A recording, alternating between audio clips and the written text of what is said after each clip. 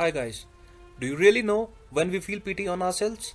Probably on the day of exam, when we have studied all year around and we are familiar with most of the questions but not the answers. Let's say if the exam is one of the toughest and you are an average person, your common sense still can fetch you 30% of the marks. Working all year around with a casual attitude will add another 10 to 15% marks to your score, which means still you don't make it through. What you get is a wasted 1 year and a desperate attempt for next. Trust me guys, you can actually save the pain and agony by working smartly for a fixed period of time. Dragging things only make it worse. As has been seen, maximum average students fail to clear the exam by just 10% marks. You don't realize it when you are preparing. You don't get hungry for every single mark. Those who do get through. Believe me, working in the same way and for the same time can get you through, but only with the added right orientation and positive attitude.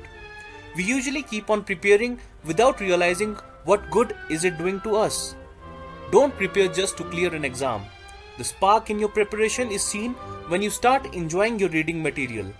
Entrance exam is a journey and a rather long one.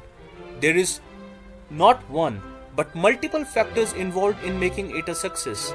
It might push you to your limits, test all your patience, and give you the toughest time of your life. But always remember, there will be someone who would be enjoying all that. He would probably be the one clearing that exam. I've heard Sylvester Stallone say in one of his movies, and I quote, "Let me tell you something you already know.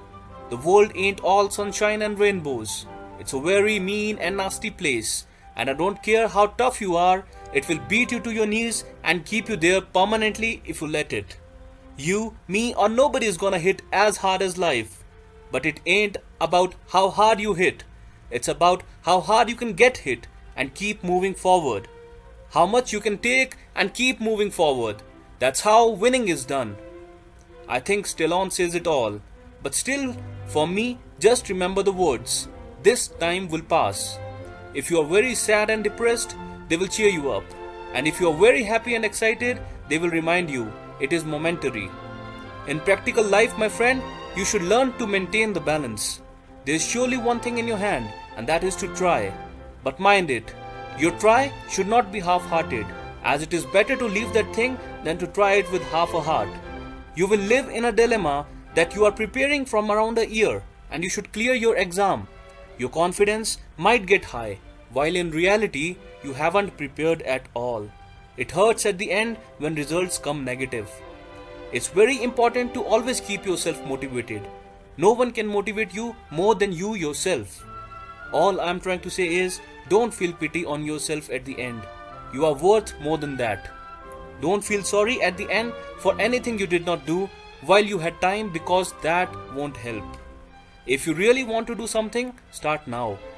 If your routine is boring, renew it. If your surroundings are distracting, change them. One of my very close friends once told me, if you are studying seriously, delete all your contacts from your phone and go into hibernation. Call us when you clear your exam. The ones who understand why you stayed secluded are your real friends. Those who don't were never your friends, so good riddance.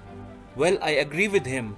The social media has attracted us so much that it has become part of our lives. But keep one thing in mind, it is not going to stop even if you don't participate. In fact, it will always remain the same, and you will feel the joy of people missing you so much. There is one simple rule: if you can't do it, others will. You might be talented or hardworking, but until you prove your worth, you are just another participant. There will be thousands of reasons for you to get distracted, but not one to stay focused and on the track. It is in those times that you should talk to yourself and explain the relevance of staying focused. Distractions come and go, but exams, if gone once, will make your life miserable for another year. All I'm saying is to become selfish for a year you are preparing. Let others say what they want to. If they are concerned enough, they will understand your problem. Don't fill your brain with useless stuff when you know you have more than you can complete to study.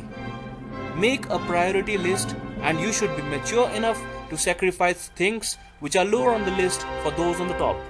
And I'm sure following the routine tops the list with highest priority. Wish you all the very best. Stay inspired.